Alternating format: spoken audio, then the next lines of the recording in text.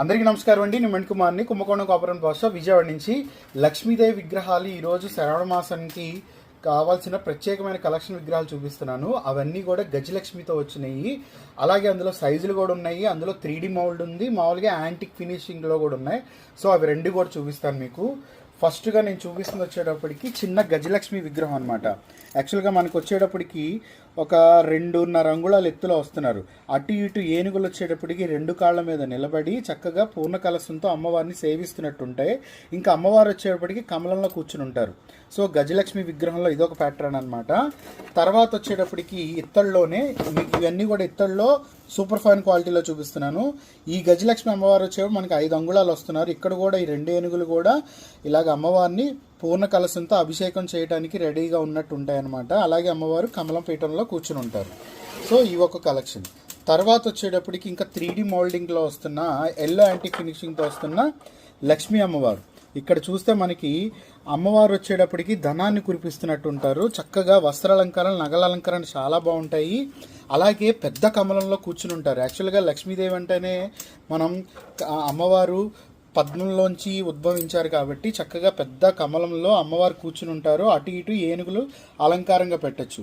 ఇందులోనే next size ఉంది. So next size అమ్మవారు వచ్చేటప్పటికి కూడా సేమ్ కమలం బేస్ సేమ్ అలాగే ఉంటారు.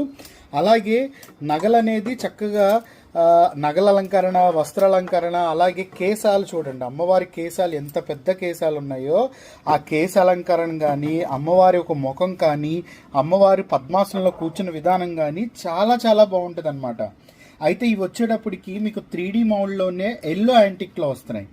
తర్వాత కలెక్షన్ వచ్చేటప్పటికి మీకు గజలక్ష్మి అమ్మవారు 3D మౌల్డ్లో మీకు సిల్వర్ యాంటిక్ ఫినిష్లో కనిపిస్తూ ఉంటాయి. ఇది వచ్చేటప్పటికి గజలక్ష్మి అమ్మవారు అర్ధచంద్రాకార భాగంలో మీకు అమ్మవారు చక్కగా కమలంలో కూర్చుంటారు. నెక్స్ట్ వచ్చేటప్పటికి దీనిలో పెద్ద సైజ్ అనమాట. సో ఇక్కడ కూడా వచ్చేటప్పటికి మీకు అమ్మవారు కమలంలో కూర్చుని ఉంటారు. అటు ఇటు ఏనుగులు అమ్మవారిని సేవిస్తున్నట్టుంటాయి.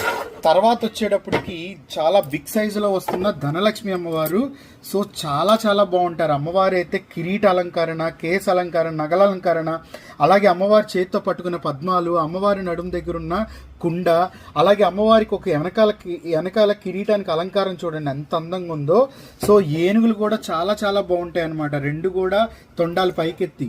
సో చాలా చాలా బాగుంటుంది. హై ప్రీమియం క్వాలిటీతో వస్తుంది. మీరు చాలా చాలా డీప్గా చూడండి. యాక్చువల్గా కెమెరాలో కన్నా ఇంకా అందంగా ఉంటారు అమ్మవారు. ఇటు ఇటు ఏనుగులు, ఏనుగు కుంభస్థల అలంకరణ కూడా. సో చాలా చాలా బాగుంటుంది అనమాట. సో ఇవన్నీ గజలక్ష్మికి సంబంధించిన కలెక్షన్.